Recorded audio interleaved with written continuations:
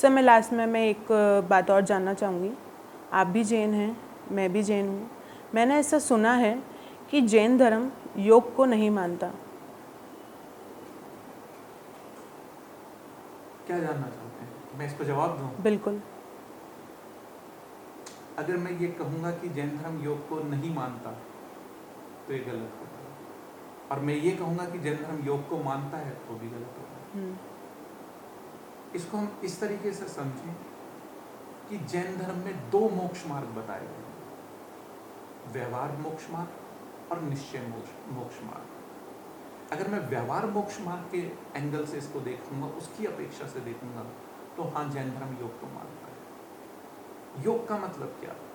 योग का मतलब है अपने आप को जोड़ना, अपने आप को जोड़ना, चाहे फिर किसी स्त्रोत्र से जोड़े, चाहे वो भगवान के रूप में ही क्यों ना हो, चाहे वो अरिहंत परमेष्टि के रूप में क्यों ना हो, चाहे वह सिद्ध परमेष्टि के रूप में ही क्यों ना हो, चाहे वह आचार्य उपाध्याय या साधु परमेष्टि के रूप में क्यों ना हो। योग का मतलब है अपने आप को किसी से जोड़ना। लेकिन योग को इसलिए माना गया है व्यवहार मोक्ष मार्ग को, क्योंकि अगर हमें उसके स्वरूप का ज्ञान है, अगर हमें किसी चीज का नॉलेज है, तो उसको अचीव करना आसान हो जाता है। अगर हमें व्यवहार का आइडिया है, अगर हमें उस पथ का पता है, उस रास्ते को हमें के बारे में हमें पता है, तो फिर उसे हमें अचीव करना आसान हो जाता है। सिर्फ इसका इतना सा मूल है। लेकिन हाँ, व्यवहार से मोक्ष नहीं मिल सकता। मोक्ष सिर्फ निश्चय मोक्ष मार्ग पे ही मिलेगा, जो योग को नहीं मानता, जो अयोग को मानता है, जो अयोग को मानता है। योग का मतलब जुड़ना, अयोग का मतलब है पूरी तरह डिटैच हो जाना। जितनी भी चीजें हैं सबसे अपने आप को अलग कर देना। कुछ मेरा है ही नहीं। इनफैक्ट ये शरीर भी मेरा नहीं है। भगवान महावीर स्वामी ने आत्मा को ही परमात्मा बताया। कभी भगवान महावीर स्वामी ने ये नहीं कहा महावीर धम्म मंगलम, कि महावीर के द्वारा बताया गया धर्म मंगल है।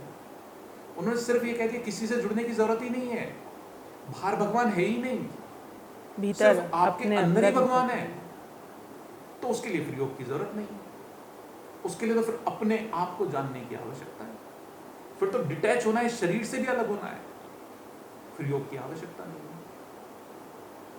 तो जब हम उस अपेक्षा से देखते हैं तो जैन धर्म योग को नहीं मानता। इसको मैं आपको ऐसे समझाता हूं, जो भगवान महावीर के प्रमुख गणधर हुए इंद्रभूति गौतम, इंद्रभूति गौतम ने एक बार भगवान महावीर स्वामी से बहुत ही अच्छा प्रश्न किया।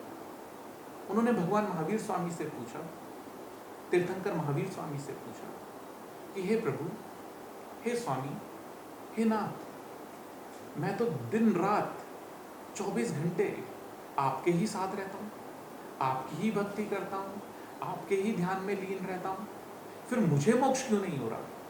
जब आप मोक्षदाता हैं, मैं तो सारे दिन आपके साथ हूँ, फिर मुझे मोक्ष क्यों नहीं हो रहा? बहुत ही सुंदर जवाब भगवान महावीर ने दिया। बोले अभी तुम्हारे मन में मेरे प्रति राग बचा हुआ है, जिस दिन तुम इस राग से भी मुक्त हो जाओगे उस दिन तुम्हें मोक्ष हो।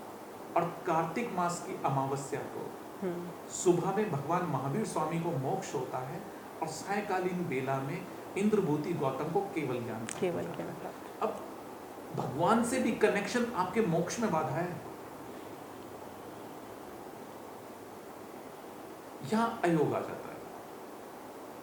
सही, तो बहुत ही सुंदर बात सुनने को मिली है। सब कुछ छोड़ना है, आपको भगवान को भी छोड़ना है।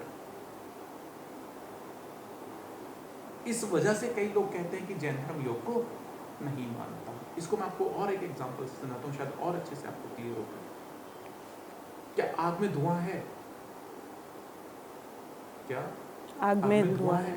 आपने कई बार सुना होगा, जहां आग है वहां धुआं है। लेकिन आग में धुआं नहीं है। अगर आग की प्योर स्टेट को देखें आप, तो आग में कोई धुआं नहीं है। ये तो जो पर पदार्थ जल रहा है उसमें जो मॉइस्चर या नमी है उसकी वजह से धुआं होता है, आग में धुआं नहीं है। इसी तरीके से इस आत्मा को परमात्मा बनाने के लिए किसी योग की आवश्यकता नहीं है। योग तो सिर्फ धुआं पैदा करेगा। आपके जितने भी अटैचमेंट हैं वही तो प्रॉब्लम है। वही तो प्रॉब्लम है। जिस दिन आप सब चीजों से डिटैच हो गए उस दिन खेल खत्म। तो योग तो एक दिन छोड़ना है अगर आपको मोक्ष के लिए, मोक्ष मार्ग पे चलना है तो। इसलिए बहुत सारे लोग मानते हैं कि जैन धर्म योग को नहीं मानता, लेकिन प्रारंभिक सीढ़ियों के रूप में, प्रैक्टिस के रूप में। योग एक साधन है, योग एक माध्यम है वहां तक पहुंचने का, लेकिन एक पॉइंट पर पहुंचकर आपको उसको भी छोड़ना है।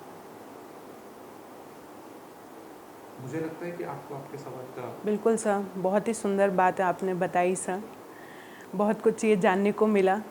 और सर मैं जल्दी ही आऊँगी वापस आपके पास फिर एक नए सवाल लेके। बिल्कुल, मोस्ट वेलकम है। And thank you so much sir. नमस्कार। नमस्कार सर।